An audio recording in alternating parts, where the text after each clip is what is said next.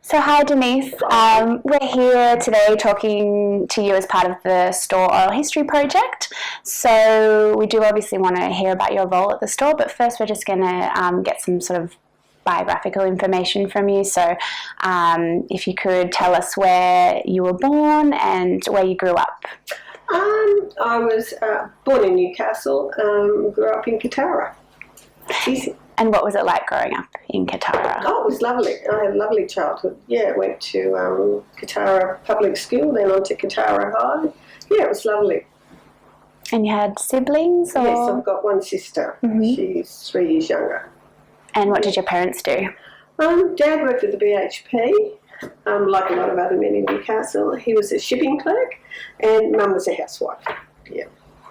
And so, did your family have an association with the store at all? Oh yes, Mum was a store card holder, and she used to love getting her, I forget what they were called, you used to get your points. The divvy? The divvy, yes. The divvy, yeah, divvy points. Yeah, big store shopping, yeah. So what was your sort of earliest recollections of the store? Just going in there with Mum, shopping, yeah, and then I remember the Christmas windows, and I always wanted to paint the Christmas windows when I grew up. So, yeah, probably the Christmas windows and shopping with Mum. And what do you remember about the windows? Oh, they were beautiful. They were just beautiful. Just there was nothing like it in Newcastle. They were just fantastic for a little girl, for young children. Beautiful. And so you used to go and we used to go in every Christmas when they were up, and we, wandered there used to be about 6, and they told a story. It might have been Alice in Wonderland or something like that, and we just started at number 1, and it was beautiful. Yeah. And so they were quite inspirational for you then? Definitely, yes. I'd always, from the time I was young, I'd always had a bit of an arty streak, so I always wanted to head in some type of art direction. So the Christmas windows were yes, a vivid memory for me. And so did you train as an artist, or did you? No, I only went to year 10 at school, but I did art and loved art. And when I left, I didn't know what I wanted to do, but there was a lady that lived street behind, and she was a ticket writer, and I had never heard of ticket writing. So my mum took me up to see her, and she showed me what she did, and I thought, I wouldn't mind doing that. So that's what first caught my interest. So she's a ticket writer at the store or somewhere else? To tell you the truth, I don't think she was. I cannot remember. Mrs. McMillan, her name was. But I'm not sure whether she might have worked at David Jones. I'm not sure. But she sparked my interest in ticket writing, yes. Yeah. And so can you explain what a ticket writer was, what they did? I've always explained it a bit like a sign writer, because everybody knows what a sign writer is, except on a much smaller scale. So where they work on outdoor boards, we work on cardboard and paper banners. There might have been Humphrey B. Bear might have been coming to the stores, so I'd write, Humphrey B. Bear here Tuesday, 10 o'clock, that type of thing. Yeah, so, but it was all done in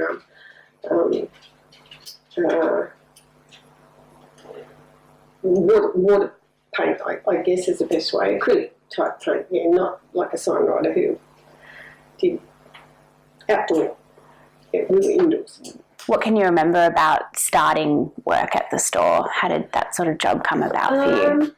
My dad knew the general manager of the store, so he took me to meet him and asked him, I was only 16, I think, and I got a job in the mail department. And you used to get the mail in, and I used to put the mail in the different boxes for the different departments, and that's how I started there. But I also started a course over at Ticehill Tech. There was a show card and ticket writing course, so I was going there every night, couple of nights a week and doing a show card and ticket writing course. Yeah, with the Mr. Keith Shakespeare, who was gorgeous and who ran the show card and ticket writing department. And I'd also expressed my interest to a Mr. Tom Yule, who was the head of the advertising department at the store, and he taught as well part-time over at the Tech. So he knew I was working at the store and wanted to also be a ticket writer. Yeah. So there was a designated course for ticket writing. Yeah, it was wow. 3 years. Yeah. 3 years? I think it was 3 years. Yeah. Oh, yeah, you had to do the course, yeah. It was quite a specific art. You had to be shown how to letter properly. Mm. Yeah, and we used to learn screen printing as well, which is something that they don't do anymore. Mm. Which I can't say was my forte. I didn't really like it, but we had a screen printer at the store. He worked over at Clyde Street, and he used to do beautiful posters and that for us. Yeah. So it was show card and ticket writing, and then screen printing.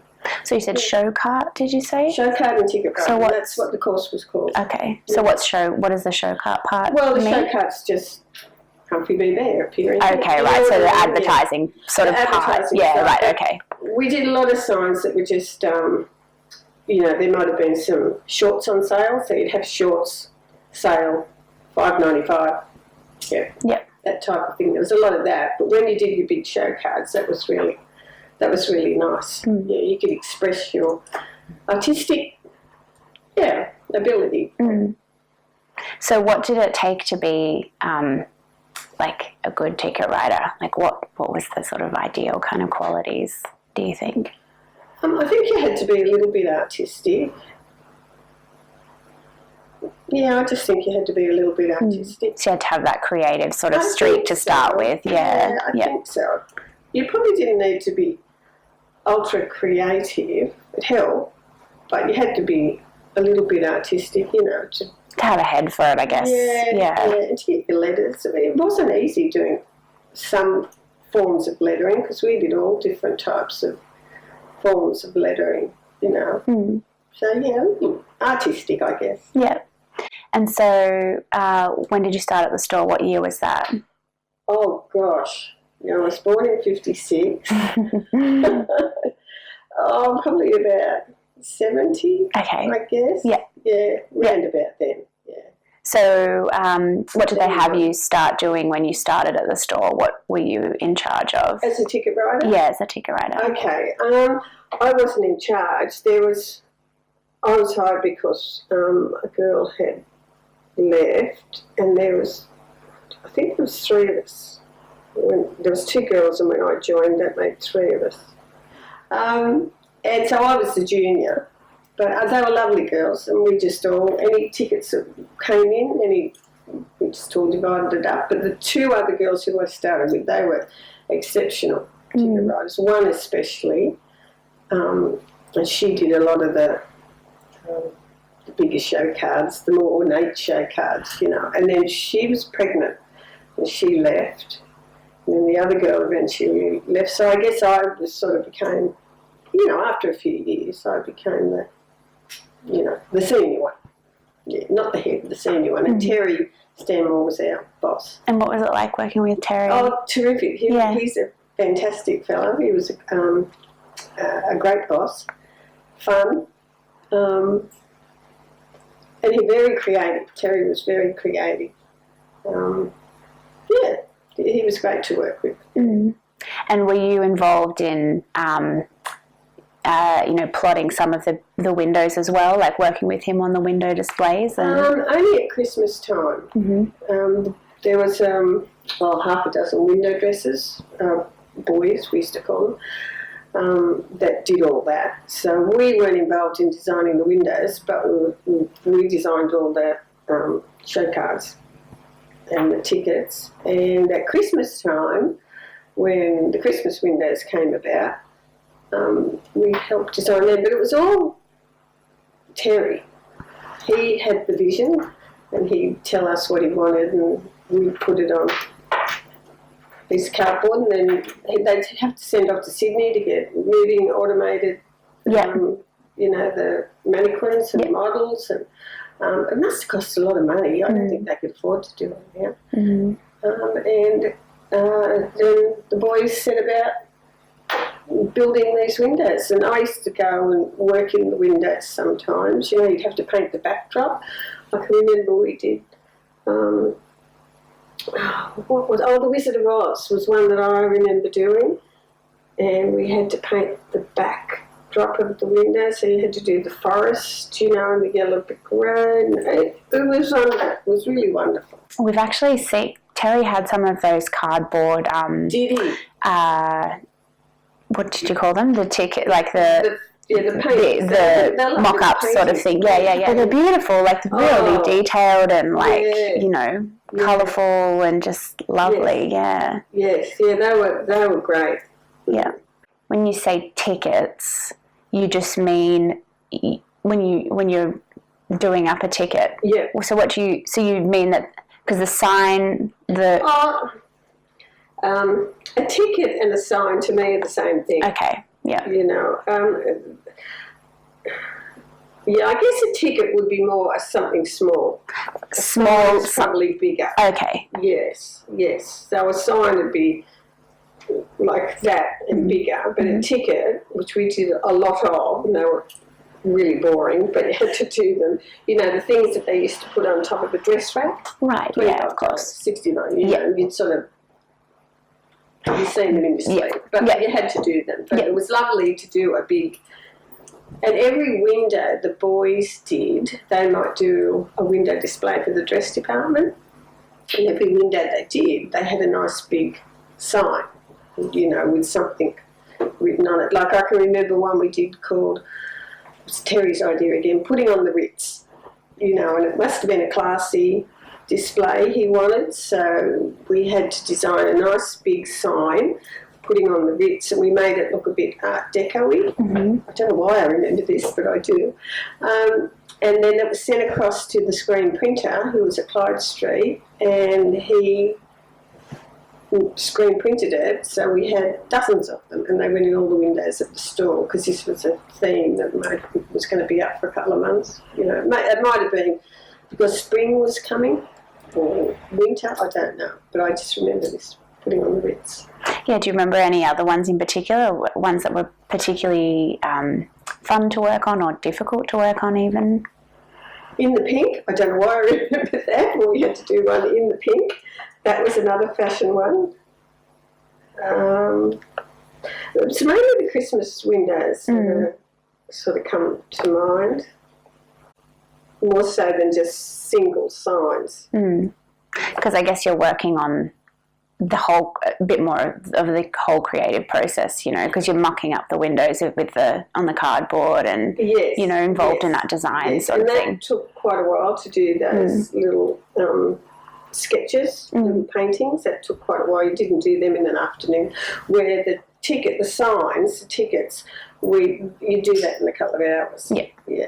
So I guess that's why the Christmas windows stand out more. Yeah. So it sounds like you worked within a whole bunch of different sort of teams. I guess you worked with the display department and advertising possibly, or how did that work? We didn't work so much with the advertising department. Tom Yule, who was in charge of the advertising department, he was lovely, and he was a beautiful ticket writer too. But they were completely separate from us. They were in the store itself in an office, and they were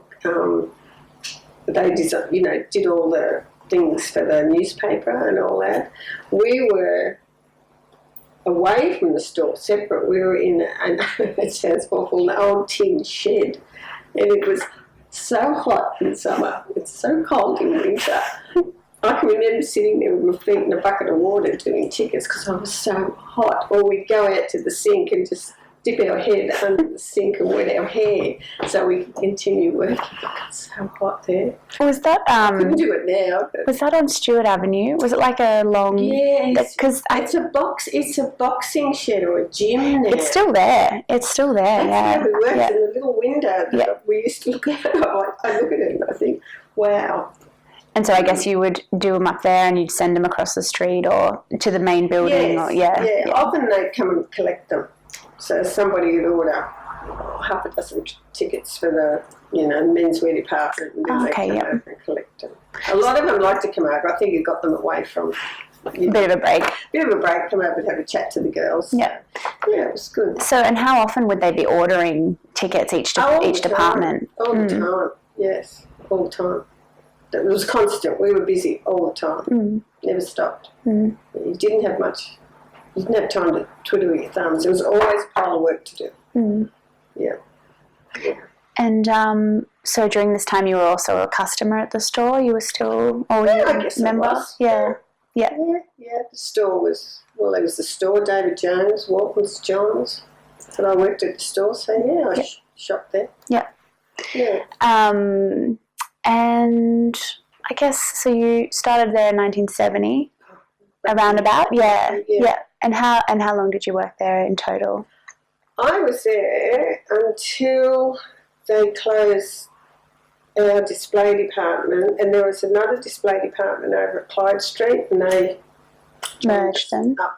So we went over there. They sent us over there, and there was there was a couple of ticket riders over there. So we became, instead of 3, maybe about 6 of us, and we worked there. And then I got married, and then I fell pregnant, and then it all closed. So I left, of course, when it closed, but it sort of worked out for me, I guess. And what was it like working over at Clyde Street? Not as good. We didn't have Terry. He left. And there was another boss. He was nice. He was quite nice. But he wasn't Terry. Terry was really creative. So, but the other fellow was nice. But not as good as Terry. And so you were still doing the same kind of job over at Clyde Street, the same stuff? Yeah, still doing the same thing. I think we did it for where we just worked for the store in... because there was a store in Charlestown too. Was there one somewhere else? Gee, it's terrible. There's a bunch of much smaller branches all over the place, so like Mayfield and So we would have done it for everybody, and they would have been sent everywhere. Oh, interesting. Okay. Where when we were at the store in town, in Hunter Street, it was just the store in town that we worked for, because they were big. A lot to do, I guess. Yeah. Yes, there was a lot to do. Yeah. So, but then at Clyde Street, you were getting requests from everywhere. Everybody. These are going to Mayfield, or these are going to Charlestown. Okay. It's disappointing because we were a nice little unit, nice little family, and we lost Terry, and Yeah, so what was it like working there? What was the environment like? Just at the store, just generally? It was great. It was lovely. It was great. Everybody was really nice. It was lovely. I sort of remember, I don't remember names. I remember Philip Carnell. He's lovely. And I sort of saw him on and off, for years afterwards, because he used to be one of the maitre d's up I think it was at Noah's or something? Noah's, yes, that's right. And the Madison. It was the Madison for once. Beautiful. So, it was, and there was faces. But I can't remember any more names. Philip was the one that comes to mind because he used to come over a lot. He would always bring tickets over and have a chat to us, and we loved him. It was good fun. But a lot of ladies, older ladies that I remember, faces, but no names. I'm not very good with names, unfortunately. Okay. Yeah, so no, it was good. So just a really nice, sort of friendly, close-knit environment. Yeah. And Tom Ewell, I loved Tom Ewell. He was great. But he's passed away. He was a very talented man, funny sense of humour, lovely man, a bit quirky. But I remember him, and wow, that's about it. Isn't that awful? But faces, I can see faces, but I can't put names to them. And there was a lot of we've talked to a lot of people who were really involved in the kind of social aspects of the store, like the store on stage and the reviews that they had. Did you have anything to do with that? No, I didn't. The fashion shows, did you do stuff for designs, anything for the fashion shows or anything? I remember being a model in one. Oh, really? Yes. How was that? How did that go? Oh, it was all right. Mum come and saw me, and I was only young, so I was. Is that before you worked there, or while you're working there? When I worked there, yep. Some lady, her name was Nancy, and I don't even know. She must have been head of the ladies department. She come over because I was little and slim, and she said, "Would you model for us?" And I went, "What?" So I did. Yeah, it was good fun. I remember only once. Once. Yeah. I guess, did you notice you were there sort of for that last kind of decade or so of the stores? Yeah. You know, I was just wondering if you, at the time, you noticed anything as it declined, or if you remember anything changing dramatically for you. The most dramatic change for me was going over to Clyde Street. That was, my heart wasn't in it then. And I remember turning up a few times late for work. I just wasn't interested. Where I'd loved where I'd worked before. I loved Terry and the boys, but my heart wasn't in it. So I wasn't sorry to leave when it finished. I wasn't sorry when it folded, because I left my ticket writing half in the Hummer Street. We weren't, and I think we weren't as close, because these the people in the ticket writing department at Clyde Street, I think they looked at us a little bit as interlopers. I don't know, we just didn't. We got on fine, but it just wasn't the same. We didn't have that closeness, and the boss wasn't as personable as Terry had been. So yeah. Yeah. Possibly, maybe it's because you, like, comparison to, Hunter Street, there's a lot of stuff going on as well, I guess, whereas if you're going out to Clyde Street, Hamilton North is, a little bit less to sort of be involved with, interact with. I don't know. There was nothing over there really. So we didn't have the store actually there. We didn't have people like Phil popping in to say hello, or the lovely lady that was in the ladies' wear department. I can't remember her name, but I can see her face. They used to pop over. She was blonde. She was real blonde with how they had the beehive? But I can't. She'd be passed away by now, I'd imagine. She was an older lady. Like, she would have been well in the 50s when I was 17, 18. But yeah, and the people that used to come and visit, we didn't have that anymore. So it was a little bit sad. And at lunchtime you'd wander over and get your milkshake. They made a great milkshake in the store where they had the snack bar. So you couldn't do any of that. You were just stuck at work. Yeah.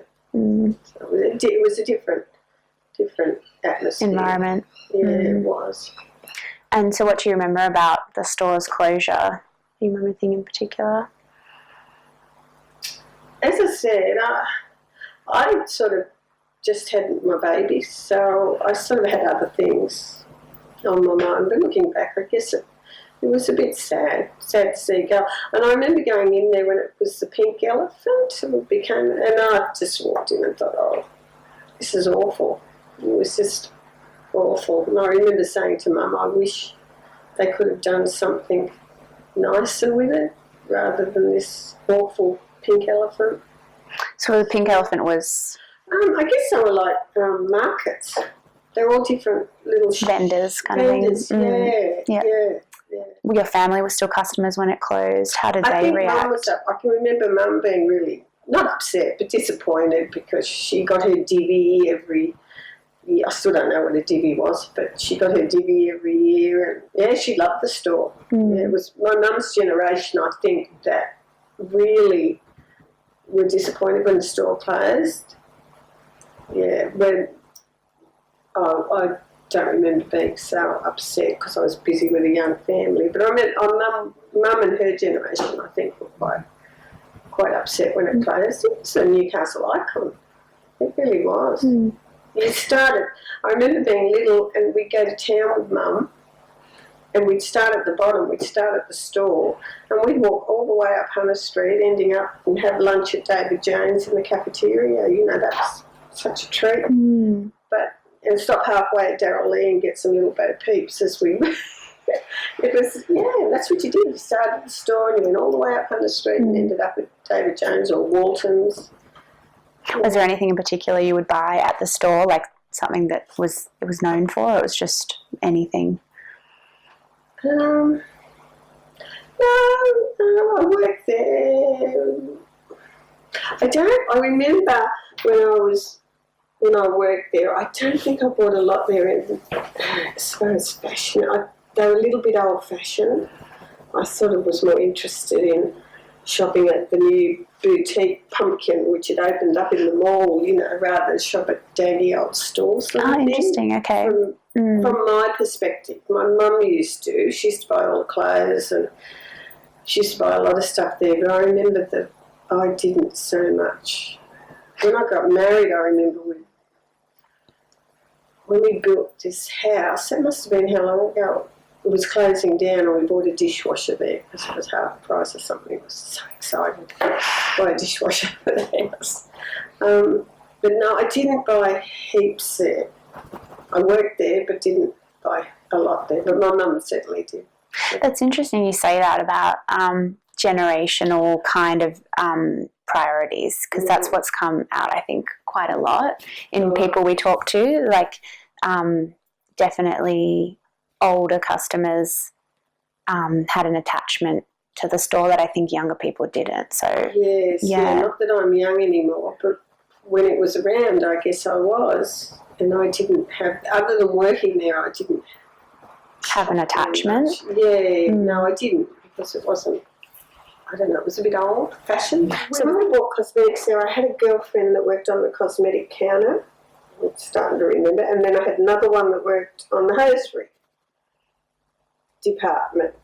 And then she moved to the record department. So I probably bought records there. That's where I would have bought there, because I bought records off.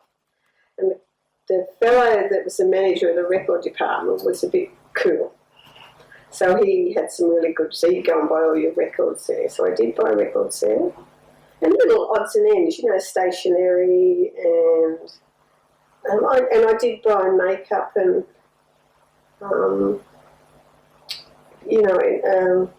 any sort of cosmetic-y stuff I bought there, because I used to buy them off a girlfriend. Her name was Anna. And she worked on the cosmetic counter. In fact, she works at David Jones now. And then another girlfriend, as I said, she worked on the record department. Yeah, records. I love it, yeah. But as far as clothes and things, I don't think I bought any clothes. Yeah. As I said, I was looking for the little cool boutiques that were just starting to open up up the top of, in the mall. Yeah, and a lot of people we talk to as well say that that's kind of like what led to the demise of the store over time, was that sort of movement away from shopping in town, shopping somewhere else, different consumer patterns. So. I don't know. I don't, like, David Jones has stayed. I know they've gone in the mall, but they had better brands, they had cooler stuff, where the store, I don't know whether it just didn't seem to move with the times, whether the buyers weren't switched on to what younger people wanted and they just stayed with the old demographic. I don't know. Interesting, yeah. I don't know. Yeah. Yeah. My mum was certainly sad to see it go. Yeah. What do you think, like, the store meant to the Newcastle community? Do you reckon? Oh, I think it was a huge part for a long time. My grandmother, she shopped there. I think it was a huge part for the older community. But when I say younger, my age and down, I don't think as much. Yeah. It was big for me because I worked there. But the older community, yes, the older demographic, but maybe not my age and younger. And do you have any opinions about, because the demolition's just taken place recently of the main building? I know, it's very sad. Yeah, so what do you think about that? It's a shame. They'll put up probably something big and boxy and ugly. It would have been nice to see them keep the facade, like they did the bars, how they've done that up at Newcastle. Something along those lines. Keep the facade. Oh, that would have been lovely. And then build units for sure, but, keep that. So I don't know how you do it. Keep that. I thought it would have been here-resisted, actually. So. It's a shame it wasn't. Yeah. So I must admit I did feel a bit sad to see it go. It would have been nice to see them do something lovely with it. I don't know what. I'm not an architect, but I'm sure. Terry could have designed something. Terry, yeah, that's right. Yeah, he could have done something very cool. Yes. If you have any other sort of favourite memories or any sort of funny experiences that you can remember about working there, or just to head under the water and feed in the buckets of water. And, no, it was just fun. We just had a lot of fun. The guys were easy to get on with, and everyone used to rib each other a bit. Terry was good. I remember, I don't know if Terry told you this, he had to go to a meeting because he was the general manager, of his department. Managers had meetings. And he had to go to a meeting one day and he got paint all over his shirt. So what he did, he got an old shirt, but it was sleeveless, and they ripped the sleeves out of it, and he put his jacket on, but it was a really hot day, and he had to go to this meeting. It wasn't air conditioned back then, and they kept asking him if he'd take his jacket off. He said, no, because he couldn't, because it was a torn.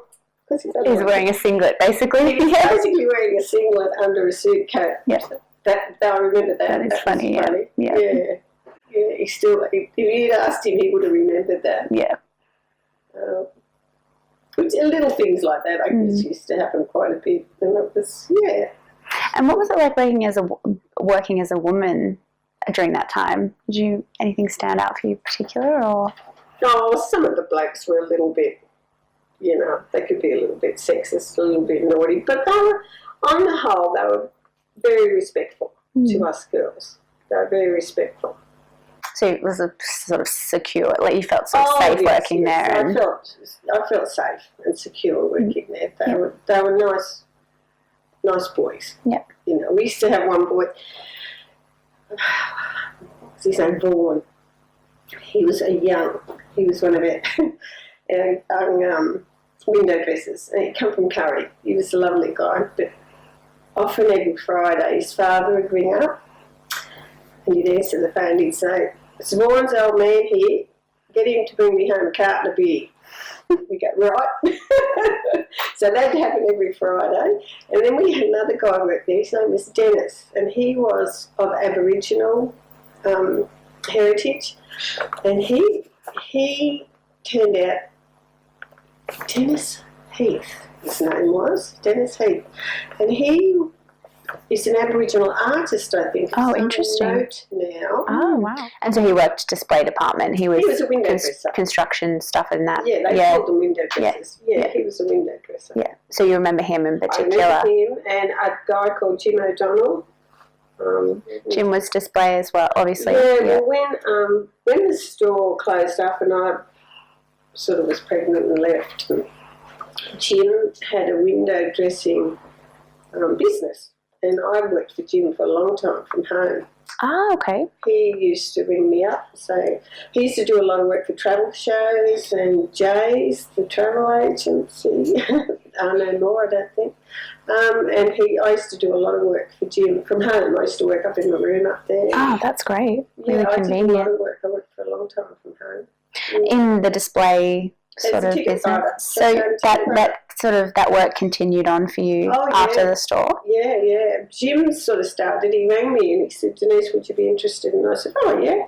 And Tom Yule had given me a draftsman's board, and I used to work on that, and I used to get all my paint, order all my paint and my brushes, and it continued on for me. I had at one stage, I used to do the 10-pin bowling centre, at Mayfield. Well, I used to do big banners. Yeah, right. And I had, at one stage, I was doing 32 10-pin bowling alleys all around Australia, and I used to post the banners off. They're only paper banners. I used to spread them out along the floor here, and I remember my kids were very good at jumping over, not jumping onto the banners. But I worked like that for a long time. once they brought in the ABN, you had to get an ABN number and that, and, it got too hard. So I just work as a contractor, I guess, instead of working for a business. Yeah, right. Yeah. I worked for a lot of different there was a Walton shopping centre. I used to do work for them. Yeah, I got known, I guess. Yeah. People would ring me up, and then I taught for a while at Tech. I taught for a couple of years over there for night time. What did you teach? Ticket writing. Same thing. Ticket writing. Yeah.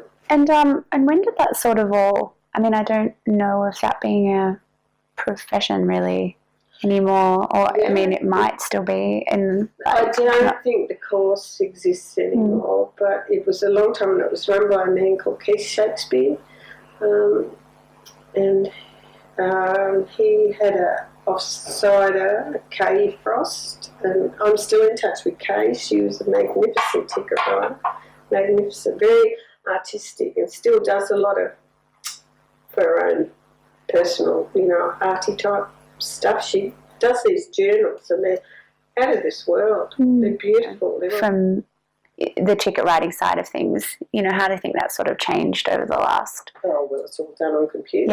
Yeah. It's just all done on computer, so we've become a bit obsolete. It's one of those trades, unfortunately, that died out. Yeah, which is a shame, because where were we? Just trying to remember.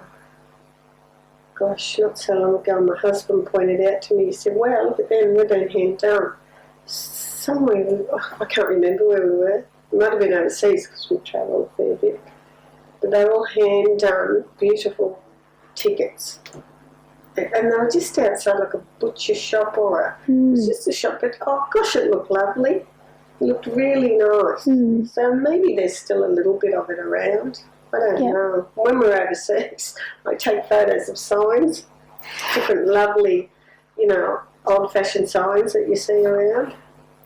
Yeah. So you did sign writing as well? No. No, you didn't. No. I'm sorry. That's a different. Yeah. That's a different thing altogether. Yeah. It's too big. Too big. I wasn't getting up on the side of buildings. Yeah, awnings. And, suited me. Yeah.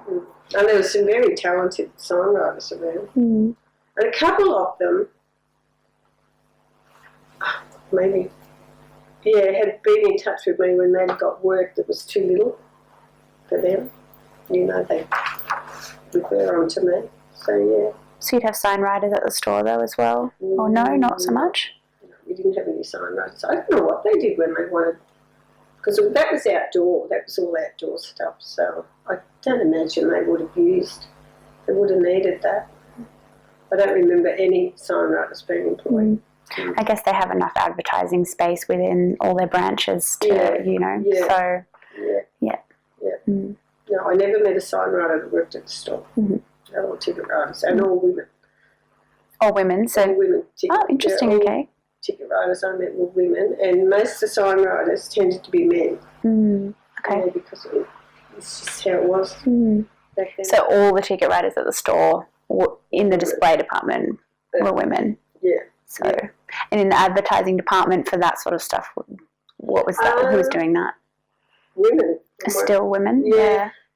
Tom, who was in charge of the advertising department, and he also worked doing ads, but he was the only male that I can remember. We didn't go up there a lot, but they were all women from memory. Okay, interesting. Yeah. It is innocent, isn't it, when you think about it? I don't remember any males. Just really subtle differences, I guess, in professions. And all the window dressers were males. Oh, okay. There was no females. Was that a conscious thing, do you think, or? No, maybe because they had to lift things. Say if they put together a window for bedding, they'd have to bring mattresses down. So I guess there was a little bit of heavy lifting at times. Maybe that was the thought. Yeah. And why do you think women were favoured for the ticket writing, or it was just sort of worked out that way? Or? I think it just went. Well, when I did the course, there was no males in the maybe it was just one of those courses that was considered, one of those professions that was considered a woman's job.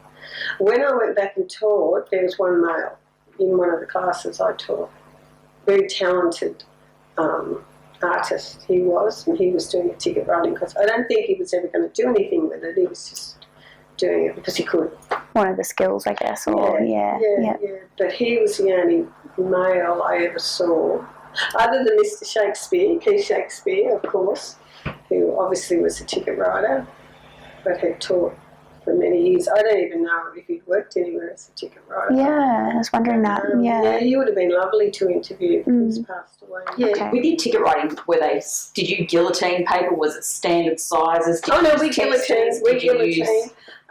We had a big guillotine in the guillotine room, we called it, and we'd go out and cut our cardboard to size, because you get big slabs of cardboard come in, and some tickets were already, the screen printer, they used to be sent across from Clyde Street, and they'd have sale, screen printed on the top, and we might just write $25, $69. Like a standardised thing. They were standardised things. But others we used to have to cut. Yeah, and then I bought a little guillotine when I worked at home, because I knew I'd have to cut tickets. Yeah. And did you use paints and brushes, or did you also use textures and pens? Paint mainly. Really good quality paint. It used to come from Germany. I can't remember what it was called. And really good brushes. Yeah, that we used to come from England. Some of the brushes I used. Yeah. Mm-hmm. Yep. And the German paint was the best quality paint to use. It was dense and went on beautifully. Really, no, we didn't use textures. Gosh. Because I can remember when I started teaching at the Tech, there was a young girl who came in, and she was quite good. She started the course and she took off. She was quite good, but she had quite a good business, I believe. But she was doing it all with marker pens, doing it really, and it looked good. But I still think, oh no. Yeah, her work was great, and it suited a certain clientele. Maybe butch shop. That type of thing, and I suppose she could bump them out and they were cheap and cheerful. But no, we didn't use textures or anything. Maybe a fine, later on, but not at that time, a fine marker pen maybe for borders, but everything was done with, if you wanted a fine border, you used a fine brush and paint. There was a real art to it. There really was, yeah. Was that a consideration, I guess, because you really wanted, because you said textures worked for some sorts of places. Later on, yes. But so I guess you wanted something really quality signs because the store was, Well, yeah. We never even thought of textures at the store. I don't think Terry would have allowed one in the ticket writing room. Everything was paint and good brushes, and it was all paint. There was no textures. But I saw the sort of the Posca pens and the texture type and the, what do you call them? I can't even think of the name of them, that came in later on. This is after I'd left the store and I was working as a teacher for a while. Yeah, if you want to, is there anything else you want to add? Anything at all? I can't think of anything. I set up a few jogging the memories of it? Yeah. The girls who were friends of mine that worked on in the different departments. I'd forgotten all about it. Yeah. And yet they're girls I still see sometimes. Yeah. Yeah, it was so long ago. And such a different, just such a different time. It's not that long ago in the scheme of things, but really different time in terms of shopping. But Hunter Street was vibrant back then. It was, it was, now you go in, it's dead. Struggling, yeah. It really is, on half of Hunter Street there's nothing there. There might be a tattoo shop or a drama shop. It was nothing. It was beautiful. As I said, we'd start at the bottom and walk to the top, and there was something to look at the whole way out. And the store was a big part of that, I guess. The store was a huge part of it. That's where you started. Yeah.